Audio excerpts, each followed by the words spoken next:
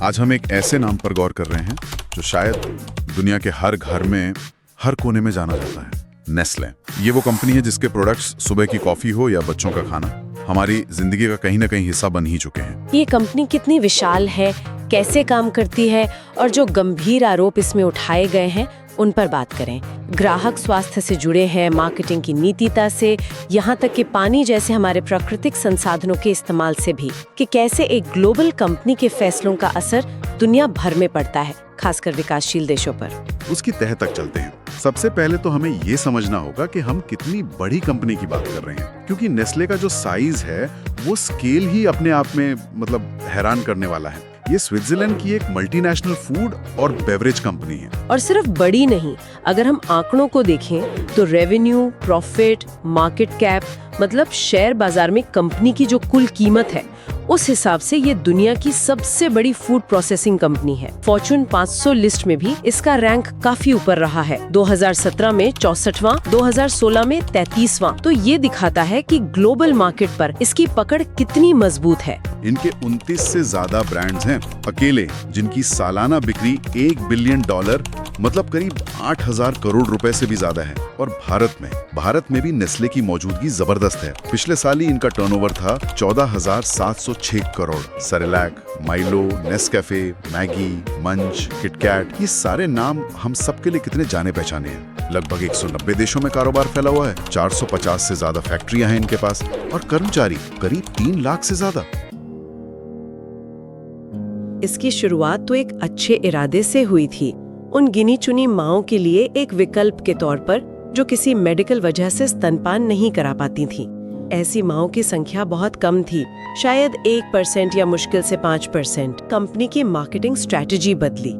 कथित तौर पर इसे सिर्फ जरूरतमंदों के लिए एक ऑप्शन की तरह नहीं, बल्कि स्तनपान के बराबर या उससे भी बेहतर बताकर प्रमोट किया जाने लगा। मकसद साफ था, ज्यादा से ज्यादा बेचना, मार्केट को बड़ा करना।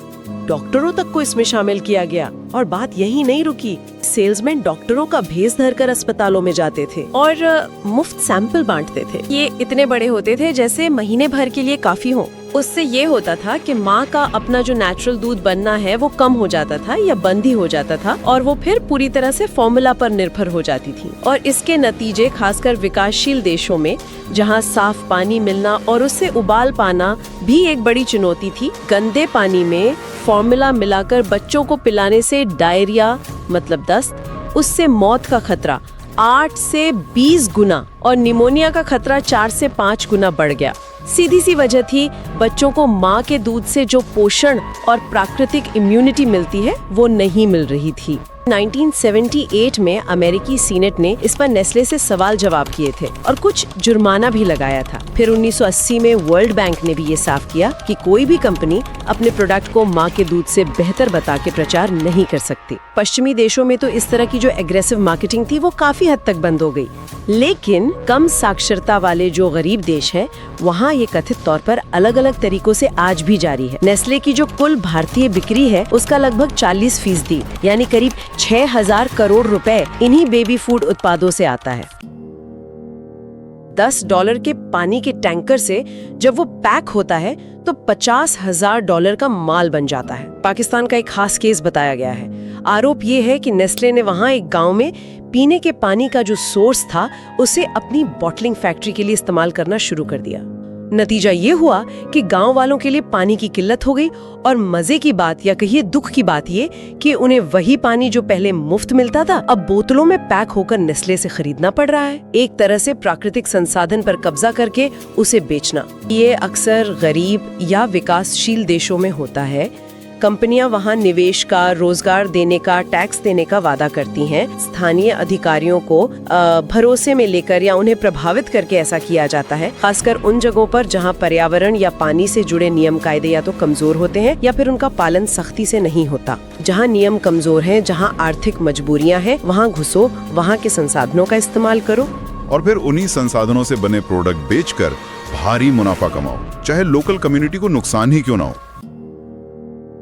चॉकलेट के लिए सबसे जरूरी चीज है कोको बीन्स और इनकी सोर्सिंग पर नेस्ले और कैडबरी, मार्स, उन पर गंभीर आरोप है। आरोप ये है कि ये कंपनियां अफ्रीका के आइवरी कोस्ट और घाना जैसे देशों से कोको खरीदती हैं, जहां कथित तौर पर बाल श्रम यानी बच्चों से मजदूरी कराने का चलन बहुत आम है। बच्चों से दिन में 14 से 16 घंटे काम करवाना और कई बार उन्हें तस्करी के जरिए या अगवा करके लाया जाता है। मजदूरी के नाम पर दिन का $1 भी नहीं मिलता उन्हें, और यहाँ तक कि उन्हें ठीक से खाना पानी भी नहीं दिया जाता। वो कहते हैं कि हम सिर्फ 48% तक ही ट्रेस कर पाते हैं, और ये उस देश की सरकार की जिम्मेदारी है कि वो बाल श्रम रोके।